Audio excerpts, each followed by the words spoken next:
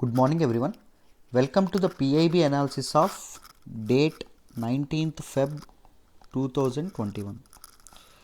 So PIB వెబ్సైట్లో కనిపించినటువంటి important article మన సిలబస్ రిలేటెడ్ ఆర్టికల్స్ ఏవైతే ఉన్నాయో వాటి డీటెయిల్గా డిస్కస్ చేద్దాం, జాగ్రత్తగా వినండి. The first article that we're going to discuss today is prime minister launches Mahabahu Brahmaputra and lays foundation stone of 2 bridges in Assam. Very important article regarding GS paper 3 ఇన్ఫ్రాస్ట్రక్చర్లో మనం మాట్లాడుకోవడం అనేది జరుగుతుంది. సో డీటెయిల్డ్గా వినండి, ఏం జరిగిందో చెప్తాను. ప్రైమ్ మినిస్టర్ నరేంద్ర మోడీ ఎవరైతే ఉన్నారో ఈయనను అస్సాంలో మహాబహు బ్రహ్మపుత్ర అనేటటువంటి ఒక ప్రాజెక్ట్ ఏదైతే ఉంటుందో ఈ ప్రాజెక్ట్ని స్టార్ట్ చేయడం అనేది జరిగింది. సో ఈ ప్రాజెక్ట్ అనేది ఏం చేస్తుంది అంటే better connectivity, Assam and eastern parts ఏవైతే ఉంటాయో వాటికి బెటర్ కనెక్టివిటీ అనేది అందించే విధంగా ఈ ప్రాజెక్ట్ ఏదైతే ఉంటుందో దీన్ని స్టార్ట్ చేయడం అనేది జరిగింది. దాంతోపాటు అస్సాంలోని 2 bridges ఏవైతే ఉన్నాయో 2 bridges కూడా ఫౌండేషన్ స్టోన్ అనేది వేయడం అనేది జరిగిందమ్మ. సో ఈ న్యూ ప్రాజెక్ట్ ఏదైతే ఉంటుందో ఈ వీక్స్ బిఫోర్, కొన్ని వారాల ముందు నరేంద్ర మోడీ గారు ఏం చేశారు అంటే 2 మెడికల్ కాలేజెస్, అస్సాంలో 2 మెడికల్ కాలేజెస్కి, దాంతోపాటు అస్సాం మేళా అనేటటువంటి ఇంకొక ప్రాజెక్ట్ కూడా అస్సాంలో ఇది అవ్వడం అనేది జరిగింది. అస్సాం మేళా అంటే ఏంటి? It is a major road network project, road connectivity కోసం స్టార్ట్ చేసినటువంటి ప్రాజెక్ట్ అండి. దాని తర్వాత మళ్ళీ కనెక్టివిటీ కోసం ఇంకొక ప్రాజెక్ట్ ఏం స్టార్ట్ చేశారు ఇప్పుడు, మహాబహు బ్రహ్మపుత్ర ఏదైతే ఉంటుందో దీన్ని స్టార్ట్ చేయడం అనేది జరిగింది. అండ్ 2 bridges ఏవైతే ఉంటాయో వీటిని కూడా ఇది చేయడం అనేది జరిగింది. సో వీటి గురించి డీటెయిల్డ్గా డిస్కస్ చేద్దాం. చూడండి, మామూలుగా మన మహాబహు బ్రహ్మపుత్ర ఇనిషియేటివ్ ఏదైతే ఉంటుందో దీనికి అయ్యేటటువంటి మొత్తం ఖర్చు అవుట్లే ఎంత అంటే 3,200 కోట్లు అని చెప్పడం అనేది జరిగింది. దీని తాలూకా ఇదేంటంటే aimed at improving water transport connectivity. So Mahabahu Brahmaputra initiative యొక్క మెయిన్ ఎయిమ్ ఏంటి? వాటర్ ట్రాన్స్పోర్ట్ కనెక్టివిటీ ఏదైతే ఉంటుందో దాన్ని ఇది చేయడానికి. సో అందుకోసం అని చెప్పి రోపాక్స్ వెజల్ ఆపరేషన్స్ ఏవైతే ఉన్నాయో, రోపాక్స్ వెజల్ ఆపరేషన్స్ మీ అందరికీ మనం చాలాసార్లు చదువుకున్నాం, మనం హిందూ అనాలిసిస్లో నేను చాలాసార్లు చెప్పాను. రోపాక్స్ ఆపరేషన్స్ అనేవి ఎందుకు చేస్తారు? వాటర్ కనెక్టివిటీ ఏదైతే ఉంటుందో, వాటర్ ట్రాన్స్పోర్ట్ ఏదైతే ఉంటుందో దాన్ని బెటర్గా ఇది చేయడం అనేది జరుగుతుంది, వీటిని ఉపయోగించడం అనేది జరుగుతుంది. సో ఈ రోపాక్స్ వెజల్ ఆపరేషన్స్ ఏవైతే ఉన్నాయి ఎక్కడి నుంచి ఎక్కడికి మధ్యలో ఇది చేశారు. ఒకటి Neamati Ghat to Majuli island. Majuli island is the only river island in India, గుర్తుపెట్టుకోండి. అర్థమైందా? మజూలీ ఐలాండ్ అండి, ఇది బ్రహ్మపుత్ర రివర్లో ఉండడం అనేది జరిగింది. And it is the world's largest island in river. నది మధ్యలో ఉండేటటువంటి లార్జెస్ట్ ఐలాండ్ ఏదంటే ప్రపంచంలోనే Majuli island. And it is located in Assam, గుర్తుపెట్టుకోండి.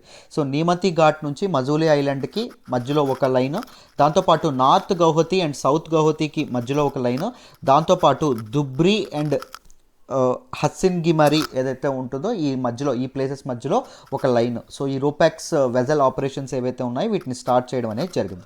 So the RoPax service between Majuli and Jorhat would reduce travel time of 11 hours. So మొత్తం 11 hours యొక్క travel time అనేది కేవలం 1 hourకి తగ్గించడం అనేది జరుగుతుంది అంట మజూలీ అండ్ జోర్హాత్ మధ్య ఉన్నటువంటి travel time. The north and south Guwahatis మధ్య ఉన్నటువంటి ట్రావెల్ టైమ్ మొత్తం 3 hours నుంచి 1/2 hourకి తగ్గించడం అనేది జరుగుతుంది. అండ్ డుబ్రి అండ్ హతిసింగ్మరి ఏదైతే ఉంటుందో దాని మధ్య ఉన్నటువంటి ఇది మొత్తం ముందు 8 hours ఉండేది, ఇప్పుడు ఎంతకు తగ్గిస్తున్నారు? 3 hours తగ్గించడం అనేది జరుగుతుంది. సో ట్రావెలింగ్ టైం ఏదైతే ఉంటుందో అది తగ్గించడానికి, దాంతోపాటు కనెక్టివిటీ అనేది పెంచడానికి మన మహాబహు బ్రహ్మపుత్ర ఇనిషియేటివ్ ఏదైతే ఉంటుందో దాన్ని ఇది చేయడం అనేది జరిగింది. దానికి మొత్తం అవుట్లే ఎంత కేటాయించారు? 3,200 కోట్లు కేటాయించడం అనేది జరిగింది. అండ్ ఇంపార్టెంట్ ప్రిలిమ్స్ ఫ్యాక్ట్ గుర్తుపెట్టుకోండి, Majuli island is the world's largest river island అండి, ఒక రివర్లో ఉండేటటువంటి island. It is located in which river? Brahmaputra river. Right, next చూడండి. So the prime minister also laid foundation stone of 19 kilometer long 4-lane bridge ఏదైతే ఉంటుందో 4-lane బ్రిడ్జ్ని కూడా Brahmaputra river మీదుగా ఇది చేయడం అనేది జరిగింది. అండ్ దిస్ విల్ బి ఒక కంప్లీట్ అయిన తర్వాత this will be India's longest bridge over a river. నది మీద ఉన్నటువంటి లాంగెస్ట్ బ్రిడ్జ్ ఇదేనంట. రైట్, సో దేని మధ్య కనెక్ట్ చేయడం అనేది జరుగుతుంది. డుబ్రి ఇన్ అస్సాంలో ఉన్నటువంటి డుబ్రి అండ్ ఫుల్బారీ ఇన్ మేఘాలయలో ఉన్నటువంటి ఫుల్బారీ, ఈ రెండింటిని కనెక్ట్ చేయడం అనేది జరుగుతుంది. అండ్ దీనికి మొత్తం ఈ బ్రిడ్జ్ కట్టడానికి మొత్తం అవుట్లే ఎంత ఇస్తున్నారు? 5,000 కోట్లు ఇవ్వడం అనేది జరుగుతుంది. అండ్ భూమి పూజ కూడా ఇంకొక బ్రిడ్జ్కి కూడా చేయడం అనేది జరిగింది. And that bridge is 6.8 kilometers long. So అది కూడా ఇది చేయడం అనేది జరిగింది. అది దేని నుంచి అంటే మజూలీలో ఉన్నటువంటి కమలాబరి అనేటటువంటి ప్లేస్ నుంచి నిమాతిఘాత్ ఇన్ జోర్హాత్ ఏదైతే ఉంటుందో, నిమాతిఘాత్ ఇన్ జోర్హాత్, సో అక్కడ వరకు చెప్పాను కదా. Majuli is the world's largest river island అండి. అర్థమైందా? సో మజూలీలో ఉన్నటువంటి కమలాబరి అనేటటువంటి ప్లేస్ నుంచి జోర్హాత్లో ఉండేటటువంటి నిమాటిఘాట్ అనేటటువంటి ప్లేస్కి ఈ సెకండ్ బ్రిడ్జ్ ఏదైతే ఉంటుందో దీన్ని కూడా ఇది చేయడం అనేది జరిగింది. అర్థమైందా? These are the recent initiatives by prime minister Narendra Modi open చేసినటువంటి రీసెంట్ ఇవి ముఖ్యంగా ఎక్కడండి? అస్సాంలో వీటిని ఇది చేయడం అనేది జరిగింది. Very very important regarding prelims perspective. So జాగ్రత్తగా నోట్ మేకింగ్ అనేది చేసుకోవాలి. So the next article that we are discussing today is software defined radio for Indian Army under Atmanirbhar Bharat Abhiyan. Very very important article regarding GS paper 3 defense లో మనం మాట్లాడుకోవడం అనేది జరుగుతుందమ్మా. Defence టెక్నాలజీలో మనం మాట్లాడుకోవడం అనేది జరుగుతుంది. జాగ్రత్తగా వినండి, క్లియర్గా ఎక్స్ప్లెయిన్ చేస్తాను. సో మిలిటరీ ఆపరేషన్స్ ఏవైతే ఉంటాయో మీ అందరికీ తెలిసే ఉంటుంది. మిలిటరీ ఆపరేషన్స్లో కమ్యూనికేషన్ ఏదైతే ఉంటుందో, communication is very vital and very important, right? Because military ఆపరేషన్స్లో ఏం జరుగుతుంది? There will be an involvement of lot of men and material, right? So ఏ లాసు ఉండకుండా ఉండాలి అంటే కమ్యూనికేషన్ అనేది చాలా చక్కగా ఉండడం అనేది జరగాలి. సో ఇప్పుడు ప్రజెంట్ కమ్యూనికేషన్ కోసం ఇండియన్ ఆర్మీ బ్యాటిల్ ఫీల్డ్లో వాడేటటువంటి టెక్నాలజీ ఏంటి అంటే ద కంబాట్ నెట్ రేడియో అనేటటువంటి ఒక టెక్నాలజీ, కమ్యూనికేషన్ టెక్నాలజీ ఏదైతే ఉంటుందో దాన్ని మనం వాడడం అనేది జరుగుతుంది. But it is very old. ఇది ఈ టెక్నాలజీ చాలా పాతది అయిపోవడం వల్ల ఈ CNR combat net radio technology ఏదైతే ఉంటుందో దీన్ని ఇండియన్ ఆర్మీ వాళ్ళు రిప్లేస్ చేయబోతున్నారు. అది కూడా మన ఇండిజినస్లీ మన డొమెస్టికల్లీ మేడ్ ఒక టెక్నాలజీ ఏదైతే ఉంటుందో దాంతో దీన్ని ఇది చేయబోతున్నారు అని చెప్పడం అనేది జరుగుతుంది. అర్థమైందా? So the contemporary CNR equipment in the Indian Army supports voice communication only. ఇది ఓన్లీ వాయిస్ కమ్యూనికేషన్కి ఇదవుతుందంట. అదర్ డేటా ట్రాన్స్మిషన్ ఏదైతే ఉంటుందో అది క్యాపబుల్ అవ్వడం అనేది జరగదు. టెక్స్ట్ కానీ లేకపోతే అదర్ ఇవేవైతే ఉంటాయో, ఐ మీన్ ఫైల్ షేరింగ్ కానీ లేకపోతే ఇలాంటివి ఏవైతే ఉంటాయో అదేమో దీనివల్ల అవ్వదంట. సో అందుకోసం అని చెప్పి కొత్త సాఫ్ట్వేర్ డిఫైన్డ్ రేడియో అనేటటువంటి ఎస్డిఆర్ అనేటటువంటి ఒక కొత్త కమ్యూనికేషన్ టెక్నాలజీ అని మన ఇండియన్ ఆర్మీ వాళ్ళకి అందించడం అనేది జరుగుతుంది under Atmanirbhar Bharat Abhiyan campaign. To arm the soldiers with advantages offered by technology యొక్క అడ్వాంటేజెస్ అనే సోల్జర్స్కి కూడా ఇది చేయడానికి ఏం చేస్తున్నారు? సాఫ్ట్వేర్ డిఫైన్డ్ రేడియో ఏదైతే ఉంటుందో, software defined radio technology, this is indigenously developed technology అండి. దీన్ని అందించబోతున్నారు అని చెప్పడం అనేది జరుగుతుంది. సిఎన్ఆర్ ఏదైతే ఉంటుందో సిఎన్ఆర్ ప్లేస్లో మన సాఫ్ట్వేర్ డిఫైన్డ్ రేషియో ఏదైతే ఉంటుందో దీన్ని పెట్టబోతున్నారని చెప్పడం అనేది జరిగింది. సో వీటి తాలూకు యూజెస్ ఏంటో చూడండి. ఈ సాఫ్ట్వేర్ డిఫైన్డ్ రేడియోకి it has enhanced data transmission capability ఎన్హాన్స్డ్గా ఉంటుంది. దాంతోపాటు voice clarity and data transmission accuracy ఏదైతే ఉంటుందో బాగుంటుంది. వాయిస్ క్లారిటీ బాగుంటుంది, కమ్యూనికేషన్ సరిగ్గా వినిపించడం జరుగుతుంది. అండ్ నాయిసీ ఎన్విరాన్మెంట్లో కూడా ఇది చాలా అద్భుతంగా పనిచేయడం అనేది జరుగుతుంది. అండ్ మల్టిపుల్ వేవ్ ఫార్మ్స్ని కూడా ఇది సపోర్ట్ క్యాచ్ చేసి దాన్ని ట్రాన్స్మిట్ చేయగలిగేటటువంటి కెపాసిటీ ఉండడం అనేది జరుగుతుంది. And security is very important and military information share చేసుకునేటప్పుడు ఆ ఇన్ఫర్మేషన్ బయటికి లీక్ అవ్వకుండా ఉండడం చాలా ఇంపార్టెంట్. సో సెక్యూరిటీని ఎన్ష్యూర్ చేయడం అనేది జరుగుతుంది. బెటర్ కమ్యూనికేషన్ సర్వైబిలిటీ, బెటర్ కమ్యూనికేషన్ ఇదవ్వడం అనేది జరుగుతుంది. క్లియర్గా ఉంటుంది, సెక్యూర్ మోడ్లో ఉండడం అనేది జరుగుతుంది. అందుకోసం అని చెప్పి మన ఇండియన్ ఆర్మీకి ఈ software defined radio which is indigenously developed one, so ఈ టెక్నాలజీ ఏదైతే ఉంటుందో దీనికి గవర్నమెంట్ అందించడం అనేది జరుగుతుంది. సో ఇండియన్ ఆర్మీ ఏదైతే ఉంటుందో it is in the process to revamp it's communication systems అనేవి రీవ్యాంప్ చేయాలనుకుంటున్నారు by procuring very ultra high frequency ఏదైతే ఉంటుందో, అల్ట్రా హై ఫ్రీక్వెన్సీ ఎస్డిఆర్స్ ఏవైతే ఉన్నాయో వీటి ద్వారా ఇది చేద్దామని చెప్పి అనుకోవడం అనేది జరుగుతుందమ్మా. సో అండర్ మేక్ 2 కేటగిరీ, మన తాలూకా మేక్ ఇన్ ఇండియాలోని మేక్ 2 కేటగిరీ అండర్లో సో ఇదేదైతే ఉంటుందో సాఫ్ట్వేర్ డిఫైన్డ్ రేడియోస్ ఏవైతే ఉన్నాయో ఈ టెక్నాలజీని తీసుకోబోతున్నారు అని చెప్పడం అనేది జరిగింది. So these ultra high frequency SDRs ఏవైతే ఉన్నాయో they will be a game changer for Indian Army యొక్క కమ్యూనికేషన్ సిస్టమ్ని కంప్లీట్గా మార్చేస్తాయి, చాలా ఉపయోగపడతాయి. మన Indian government is trying to modernise our arm forces యొక్క ఎక్విప్మెంట్ వీటన్నిటిని మోడర్నైజ్ చేద్దాం చేద్దాం అనుకుంటున్నారు. So this will definitely be a huge asset అని చెప్పడం అనేది జరిగింది. And it is in sync with the Atmanirbhar Bharat policy of the government యొక్క ఆత్మనిర్భర్ భారత్ పాలసీ ఏదైతే ఉంటుందో దానికి సింక్లో ఉండడం అనేది జరుగుతుంది. Which will lead to self Reliance in advanced communication systems. Indian ఆర్మీలో ఉన్నటువంటి అడ్వాన్స్ కమ్యూనికేషన్ సిస్టంలో మనం సెల్ఫ్ రిలయన్స్ సాధించడానికి ఇది చాలా చాలా ఉపయోగపడుతుంది అని మనకి చెప్పడం అనేది జరిగింది. And this is also one of the important articles that have appeared in PIB website today.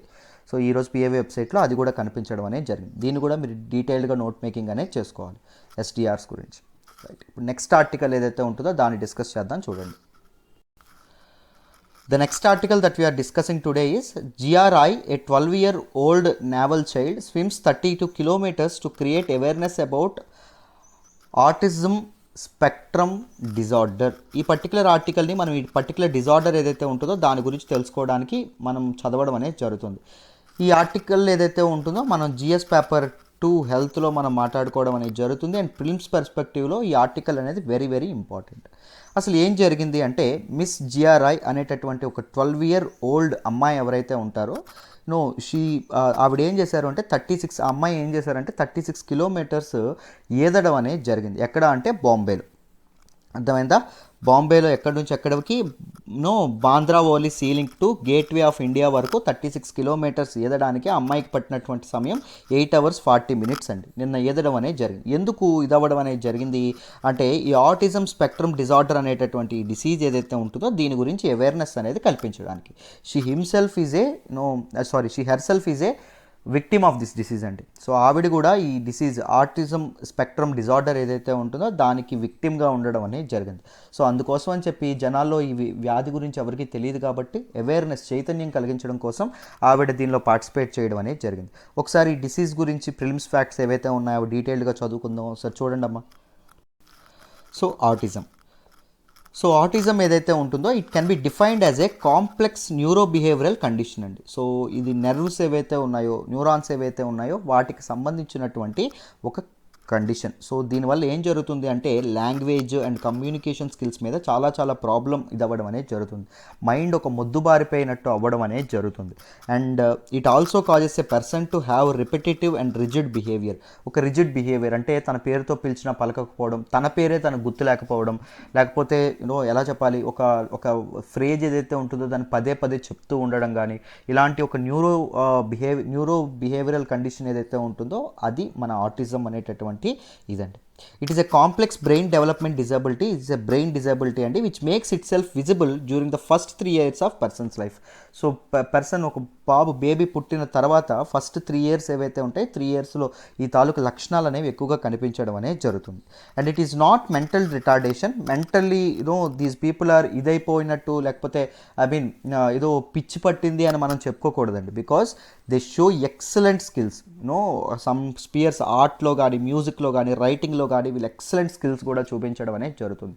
అంటే ఒక స్పియర్ ఆఫ్ థింగ్స్ నుంచి మొత్తం అంతా కేవలం 1 స్పియర్లోకి వెళ్ళిపోవడం అనేది జరుగుతుంది. అయితే ఆర్ట్లో అద్భుతంగా ప్రవర్తిస్తారు, అద్భుతంగా రాణిస్తారు, కానీ వాళ్ళ పేరు వాళ్ళకు గుర్తుండదు. అర్థమైందా? So that is the thing. మీకు అర్థమైందని అనుకుంటున్నాను. It is characterised by a range of symptoms and is also known as autism spectrum disorder. So ఎక్కువ సిమ్టమ్స్ వీటికి ఉండడం వల్ల దీన్ని ఆటిజం స్పెక్ట్రమ్ డిజార్డర్ అని కూడా దీన్ని అనడం అనేది, పిలవడం అనేది జరుగుతుందమ్మా.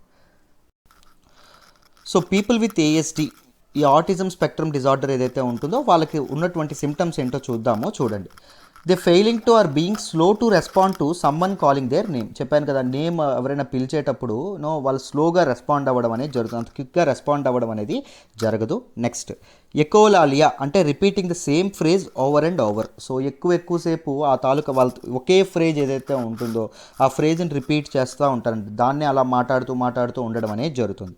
సో రిపీటేటివ్ మూమెంట్స్ అనేవి ఉంటాయి. అంటే ఫ్లాపింగ్ హ్యాండ్స్ కానీ, చప్పట్లు కొట్టడం కానీ, రాకింగ్ బ్యాక్ కానీ, అండ్ ఫోర్త్ ఆర్ ఫ్లిక్కింగ్ ఫింగర్స్ కానీ. సో ఇవన్నీ ఏవైతే ఉంటాయి డిఫరెంట్ ఫింగర్స్తో ఇది చేయడం కానీ, ఎలా చెప్పాలి, చిటికలు వేయడం కానీ, క్లాప్స్ కొట్టడం కానీ, అండ్ వెనక్కి జంప్ చేస్తూ ఉండడం కానీ, ఇలాంటివి ఏవైతే ఉంటాయి రిపిటేటివ్గా ఉండడం అనేది జరుగుతుంది. And they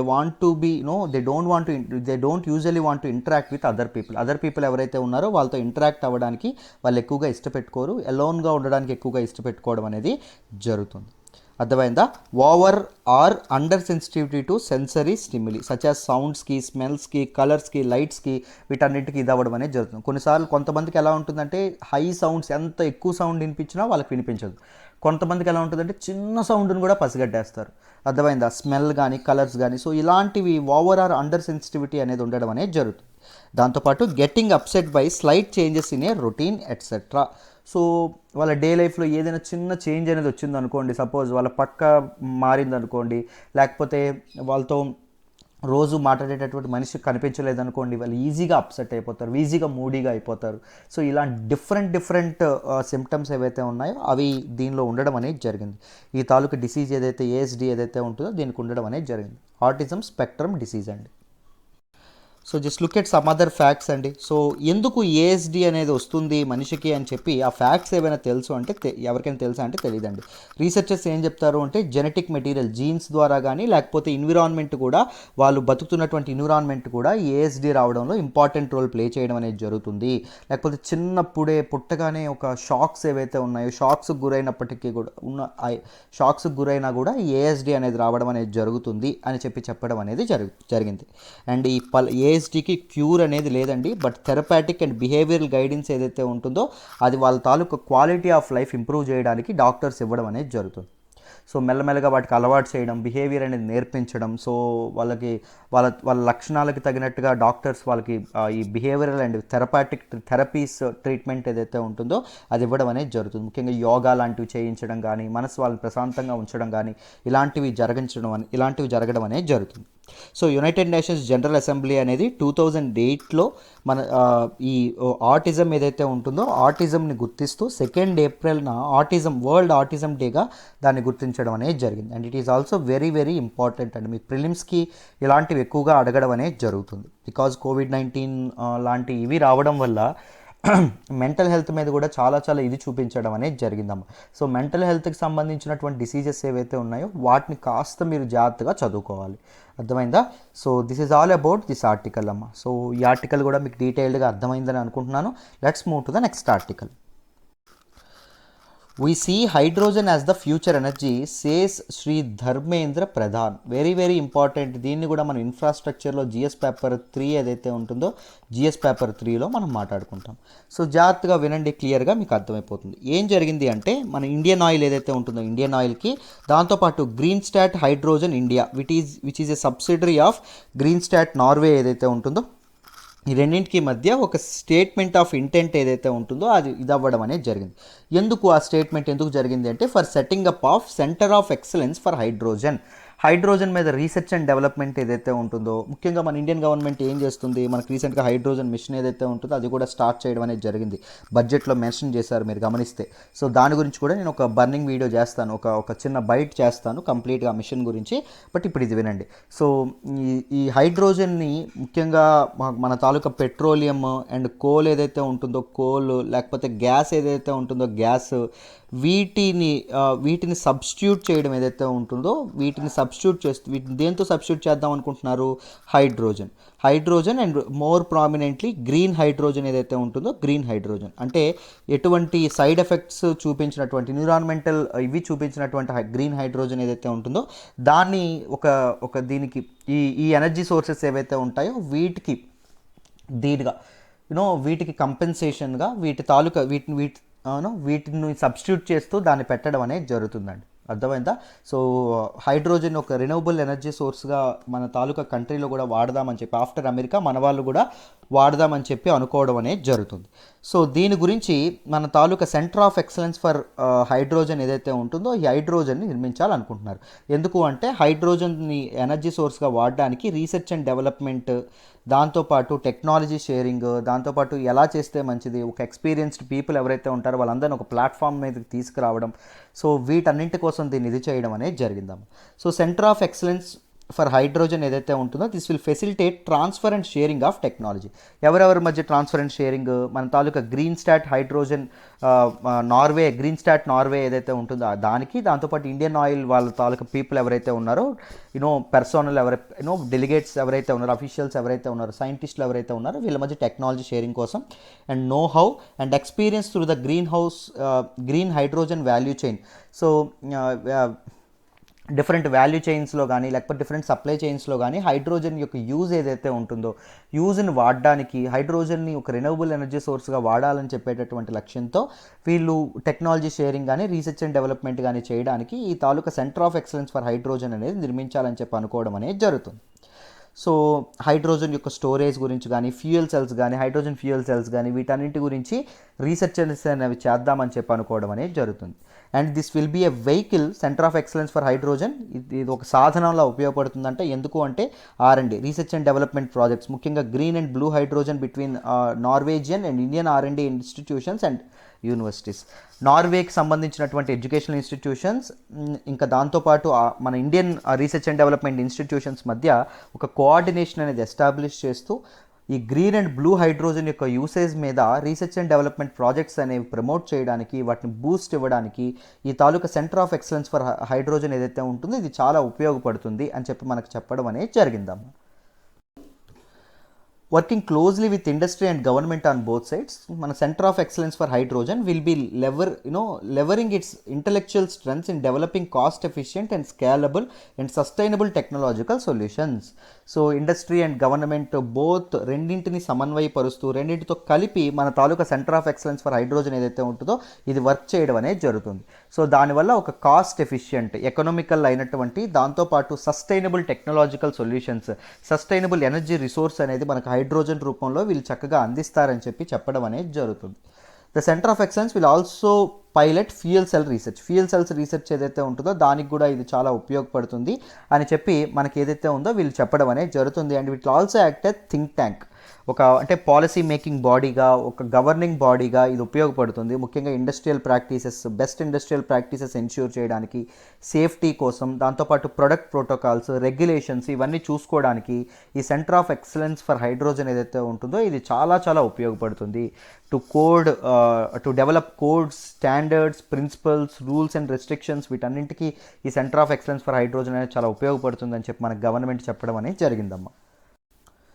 so national hydrogen energy mission ఏదైతే ఉంటుందో అది రీసెంట్గా ఇందాకే చెప్పాను కదా బ్యాక్గ్రౌండ్ ప్రకారం 2021-22 రీసెంట్గా రిలీజ్ అయినటువంటి బడ్జెట్ ఏదైతే ఉంటుందో అనౌన్స్ చేసినటువంటి బడ్జెట్ ఏదైతే ఉంటుందో దానిలో కూడా అనౌన్స్ చేయడం అనేది జరిగిందమ్మా.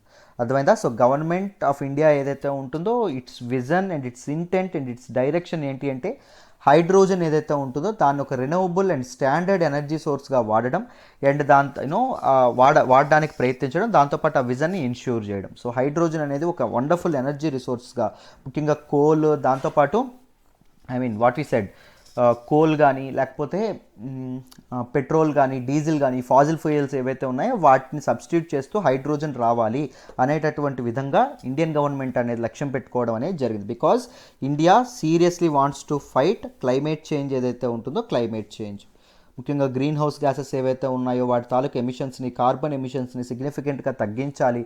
పొల్యూషన్ స్టాండర్డ్స్ ఏవైతే ఉంటాయో వాటిని తగ్గించాలి. సస్టైనబుల్ డెవలప్మెంట్ వైపు ఇండియా అనేది విరివిగా అడుగులు వేయడం అనేది జరుగుతుంది. అర్థమైందా? And pilot project for blending hydrogen with compressed natural gas CNG ఏదైతే ఉంటుందో సిఎన్జితో ఏం కలుపుతున్నారు, హైడ్రోజన్ ఏదైతే ఉంటుందో హైడ్రోజన్ని కలపడం అనేది జరుగుతుంది. ఎందుకు? ట్రాన్స్పోర్టేషన్ ఫ్యూయల్గా ఈ రెండింటి మిక్స్చర్ ఏదైతే ఉంటుందో దీన్ని వాడడానికి. ముఖ్యంగా దీని తాలూకా పైలట్ ప్రాజెక్ట్ ఏదైతే ఉంటుందో అది రాజ్ఘాట్ బస్ డిపో ఇన్ ఢిల్లీలోని రాజ్ఘాట్ బస్ డిపోలో సిఎన్జి బస్సెస్ ఏవైతే ఉన్నాయో వాటిలో ఈ సిస్టమ్ అనేది వాడడం అనేది జరుగుతుంది. సో ఢిల్లీలో under this pilot project 50 buses ఏవైతే ఉన్నాయో 50 బస్సులు సెలెక్ట్ చేసుకోవడం అనేది జరిగిందమ్మా. దీనిలో ఏంటి fuel CNG plus hydrogen, compressed natural gas plus hydrogen కలిపి వాడడం అనేది జరుగుతుంది. అండ్ ఇప్పటి వరకు వస్తున్నటువంటి రిజల్ట్స్ ఏవైతే ఉన్నాయో ఎక్స్ట్రీమ్లీ ఎంకరేజింగ్గా ఉన్నాయి. సో హైడ్రోజన్ అనేది ఒక రెన్యూవబుల్ ఎనర్జీ సోర్స్గా మనకు ఉపయోగపడుతుంది. ఒక యుద్ధ ప్రాతిపదికన మనం నేషనల్ హైడ్రోజన్ ఎనర్జీ మిషన్ని మనం క్యారీ అవుట్ చేస్తే చాలా ఉపయోగపడుతుంది అని చెప్పి మనకు ministry of petroleum and natural gas వాళ్ళు చెప్పడం అనేది జరుగుతుంది. అర్థమైందా? So this is all about this article అండి. ఇవి ఈరోజు పిఐబి వెబ్సైట్లో మనకు కనిపించినటువంటి మన సిలబస్కి రిలేట్ అయినటువంటి important articles. So important articles మీరు నేర్చుకున్నారని అనుకుంటున్నాను. సో ఇలాగే కాంప్రహెన్సివ్గా మీరు చక్కగా కరెంట్ అఫైర్స్ ప్రిపేర్ అవ్వాలి అంటే ఇదిగోండి అడ్మిషన్స్ కోసం ఈ నెంబర్ ప్రత్యూష మేడం నెంబర్కి ఫోన్ చేయండి. చక్కగా మనం అమ్మ భాషలో మన తెలుగు భాషలో చక్కగా బైలింగియల్ ఉంటుంది. మీకు ఇంగ్లీష్ నోట్స్ ఈ పీడిఎఫ్ అనేది ఇవ్వడం అనేది జరుగుతుంది. దాంతోపాటు మీరు చక్కగా వాటిని నేర్చుకోవడం కూడా జరుగుతుంది. అర్థమైందా? సో నా గైడెన్స్ అనేది ఉంటుంది. ఆలోచించి అనవసరంగా టైం వేస్ట్ చేసుకోవద్దు. If you are serious with UPSC preparation, join our current affairs course or UPSC infinity అయినా join. UPSC infinity comes with everything, GS, prelims, mains plus interview మొత్తం కవర్ అవ్వడం అనేది జరుగుతుంది, with daily mains answer writing practice కూడా. So మన ఇన్స్టిట్యూట్లో offer చేసే courses అని మీ అందరికీ తెలుసు, lifetime validity courses. So మీకు జాబ్ వచ్చేంత వరకు మా గైడెన్స్ మీకు ఉంటుంది. అర్థమైందా? లైఫ్ టైం కరెంట్ అఫైర్స్ చెప్తున్నాం, ఆలోచించండి. Right. So this is all about it అండి. మళ్ళీ రేపు ఎనాలిసిస్లో మళ్ళీ కలుద్దాం. బాయ్.